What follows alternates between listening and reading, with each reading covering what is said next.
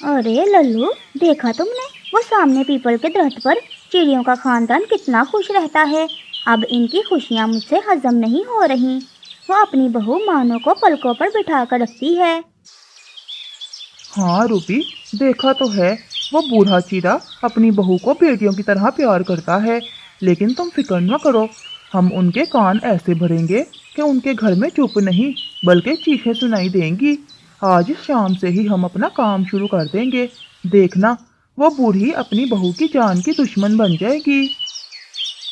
जंगल के सबसे खूबसूरत पीपल के दरख्त पर एक छोटा सा खूबसूरत घोंसला था, जहाँ मानो चिड़िया अपनी बूढ़ी सास और ससुर के साथ रहती थी।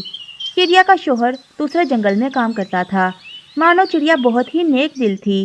वो सुबह सवेरे उठकर जंगल जाती और अपने सास ससुर के लिए दाना ले आती थी। देखो, हमारी बहू कितनी अच्छी है। जब से आई है हमारे बुढ़ापे को तो सहारा ही मिल गया है। हाँ, तुम बिल्कुल ठीक कह रहे हो। मैं भी इसे अपनी बेटी ही मानती हूँ। रब ने हमें बहुत अच्छी बहू दी है। एक दोपहर जब बूढ़ी सास अकेली दरिया के किनारे पानी पी रही थी, तब लल्लू कौवा एकदम वहां आ पहुंचा।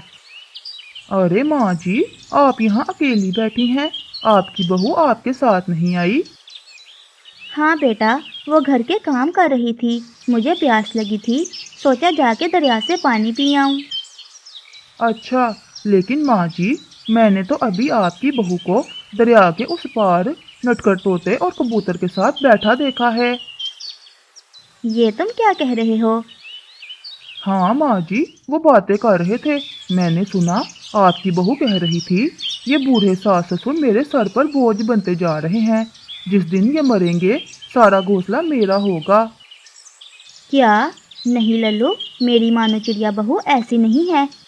तभी रूबी कभी उड़ती हुई आ जाती है। अरे माँ जी, आप बहुत सीधी सादी हैं। ये छोटे परिंदे देखने में बहुत मासूम लगते हैं, मगर दिल के बड़े काले होते हैं। वो तो आपके बेटे को भी आपके खिलाफ भड़का रही है। कल ही वो बुलबुल से बातें कर रही थी, कहती थी कि शोहर के आने पर सास को घर से निकाल देगी और उसे पुराने खस्ता दरख्त में छोड़ आएगी जहाँ सांप रहते हैं। रूबी कवि और लल्लू कौवे की ये बातें सुनकर मानो चिड़िया की सास के दिल में शक का बीज उगने लगा और वो गुस्से से लाल पीली होकर वहाँ से घर चली जाती है। जैसे ही वो घर पहुँचती है, मानो चिड़िया अपनी सास के लिए खाना लेकर आती है। चिड़िया की सास बहुत गुस्से में थी। वो ठोकर मारकर सारा खाना नीचे गिरा देती है। ले जा, मुझे मारकर मेरा घर हड़पना चाहती है। मुझे सब पता चल गया है कि मेरे पीठ पीछे तो मेरी मौत की दुआ करती है। मानो चिड़िया ये सब सुनकर रो पड़ी। माँ जी, ये आप क्या कह रही हैं? मैंने कभी ऐसा नहीं सोचा। चुप हो जा, आपसे तो तू इस घोंसले में कदम नहीं रखेगी। आपसे तो बाहर दरख्त पर ही बैठेगी और रात पर पहरा देगी। अगर सोई तो मैं तेरी आंखें निकाल लूँगी। बूढ़ा चिड़ा चुपचाप ये सब सुन रहा था। वो बीमार था, वो कुछ भी बोल नहीं पाता था। मानो चिड़िया रो रो के वहाँ से चली जाती है। सर्द रात में मानो चिड़िया बाहर छत पर बैठकर रोती रहती है। वहाँ दूर बैठे रूबी और लल्लू ये सब देखकर बहुत खुश हो रहे थे। यूं कई दिन गुजर जाते हैं।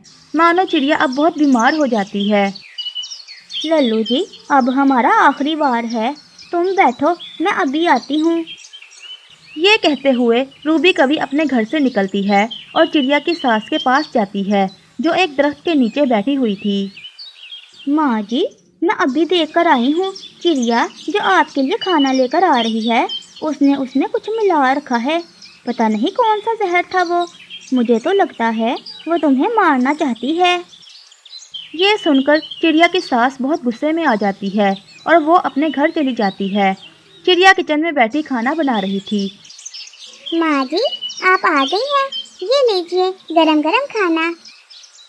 मुझे सब पता चल गया, तुम मुझे ये खाना खिलाकर मारना चाहती हो। ऐसा कहते हुए मानो चिड़िया की सास चिड़िया को मारने लगती है और अपने घर से निकाल देती है। मानो चिड़िया रो रो कर वहाँ से चली जाती है। वो देखती है कि लल्लू कौवा और रूबी कवि आपस में बातें कर रहे हैं। चिड़िया चुपके से झाड़ियों के पीछे छुपकर उनकी बातें सुनने लगती है। रूबी, देखा मेरा कमाल। उस बूढ़ी चिड़िया ने अपनी बहू को घर से निकाल दिया। अब जब वो अकेली होगी हम उसके घोंसले पर हमला करके उसे भगा देंगे और उसके अंडे और दाने खा जाएंगे। हाँ शौहर जी, और उस बूढ़ी को तो मैं खुद चोंच से मार मार कर जंगल से निकाल दूंगी। कितना आसान था उसे बेवकूफ़ बनाना। मानो चिड़िया ये सब सुन रही थी। तो ये सब उन कौवों की साजिश थी मुझे घर से निकालने के लिए, ताकि वो मेरा घर हड़प सकें। मुझे जाकर सासू माँ को सब कुछ बताना होगा और उन्हें उन कौवों से दूर रखना होगा। लेकिन मैं अकेली कमज़ोर चिड़िया उनका मुकाबला नहीं कर पाऊंगी। मुझे अपने दोस्तों से मदद लेनी होगी।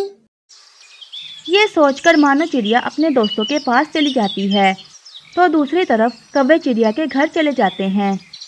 माँ जी, अब तो बस हो गया, ये घोंसला अब हमारे हवाले कर दो, क्योंकि हमने तुम्हारी जान बचाई है तुम्हारी बहू से। क्या क्या मतलब तुम्हारा? ये मेरा घर है, मैं तुम्हें क्यों दूँ? अरे ओ बूढ़ी, तूने अपनी बहू तो खो दी, अब तुम्हारा सहारा कौन है? ये बूढ़ा जो अपने घोंसले से उठ भी नहीं पाता। यहाँ से निकल जाओ, वरना मैं जी तुम्हें जान से मार देंगे। ये सुनकर बूढ़ी सास को झटका लगता है और वो समझ जाती है कि उसने कितना बड़ा गुनाह किया है। वो रोने लगती है। तभी मानो चिड़िया तोते और कबूतर को लेकर वहाँ आ जाती है। माँ जी, आपने इन कौवों की वजह से अपनी बहू को कितना सताया है। ये कौवे बहुत बुरे परिंदे हैं, ये शुरू से ही आपका घर छीनना चाहते थे। माँ जी, मैंने इन कौवों की बातें सुन ली थी। ये आज से झूठ बोलकर आपको मेरे खिलाफ भड़का रहे थे। लल्लू कौवा और रूबी कवि हमेशा बहुत गुस्से में ही रहते थे। वो बूढ़ी सास पर हमला कर देते हैं। तभी मानो चिड़िया बीच में आती है और वो जख्मी हो जाती है। ये देखकर चिड़िया के दोस्त कौवों की खूब पिटाई करते हैं और उन्हें मार मार के वहाँ से भगा देते हैं। मानो बेटी, मुझे माफ़ कर दे, मैंने हीरे की कदर नहीं की और उन काले कौवों की काली बातों में आ गई। माँ जी, आप मुझसे माफ़ी मत मांगिए, आप बड़ी हैं, आपको मुझ पर भरोसा हो गया है, मेरे लिए यही काफ़ी है। तो प्यारे दोस्तों, बाहर के परिंदे हमेशा दूसरों के घर में आग लगाते हैं, लेकिन घर तब ही बचता है जब घर वाले एक दूसरे पर भरोसा करें। चिड़िया की सास को अपने किए पर बहुत पछतावा होता है। अब उनका ख़ानदान फिर से खुशियों भरा हो गया था। लल्लू और रूबी को अब उस पीपल के दरख्त की तरफ देखने की भी हिम्मत नहीं हो रही थी।